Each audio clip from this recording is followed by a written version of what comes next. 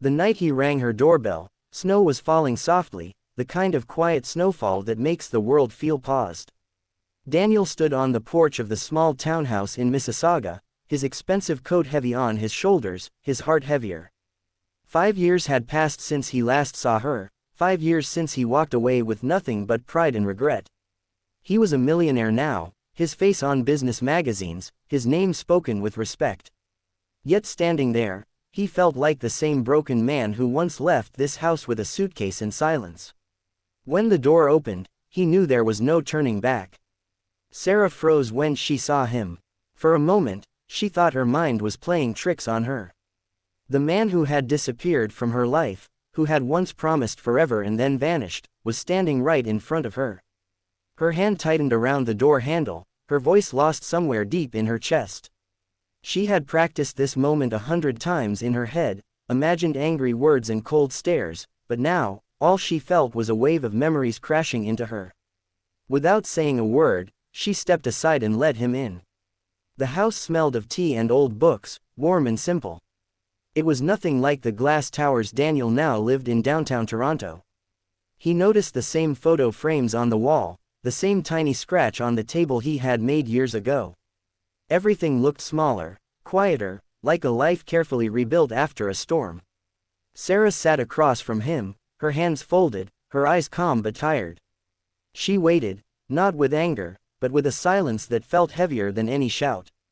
Daniel tried to speak, but the words wouldn't come. He had come with speeches prepared, apologies memorized, explanations polished.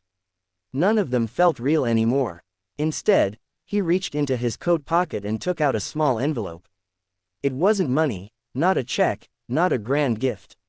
It was a folded piece of paper, worn at the edges. He slid it across the table, his hand shaking. Sarah opened it slowly. Inside was a letter she had written 5 years ago, the one she never sent. She recognized her own handwriting instantly. It was the letter she had thrown away on the night he left, the letter where she begged him to stay, where she admitted her fears, her love, her weakness. Her breath caught, her eyes filled before she could stop them. She looked up at him, confused, hurt, exposed. "I found it in the trash that night," Daniel whispered. "I read it every day. It's the reason I never stopped working. It's the reason I never stopped loving you. I was a coward, Sarah. I chose success because I was afraid of failing you. But I failed you anyway." The silence broke then, not with words, but with tears. Years of pain, pride, loneliness, and unanswered questions spilled out of her. She told him about the nights she cried alone, the mornings she forced herself to be strong, the way she rebuilt her life brick by brick while pretending she was fine. She told him how his absence made her stronger, but also colder. Daniel listened, really listened, for the first time in his life. He didn't interrupt, he didn't defend himself. When she finished, he stood up, walked around the table, and did something she never expected. He knelt in front of her, not with a ring, not with promises, but with honesty. "I'm not here to take you back," he said softly. "I'm here to give you something I never gave you before. The truth, and the choice." He placed the letter back in her hands and closed her fingers around it. That one gesture, giving her back her own words, broke the wall she had built for 5 long years.